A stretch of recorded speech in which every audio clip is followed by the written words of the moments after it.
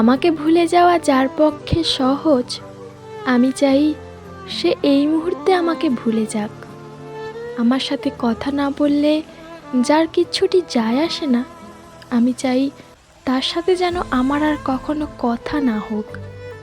আমার অনুপস্থিতি যাকে বিচলিত করে না, আমাকে ছাড়া যার দিব্যি দিন কেটে যায়, আমি চাই তার জীবনে আমার অভাব শাশ্বত হোক। আমার অভিমান, আমার কান্না, আমার নির্ঘুম রাত যাকে একটুও স্পর্শ করতে পারে না, আমি চাই তার আঙুল যেন আমার আঙুলে কখনো স্পর্শ না করুক।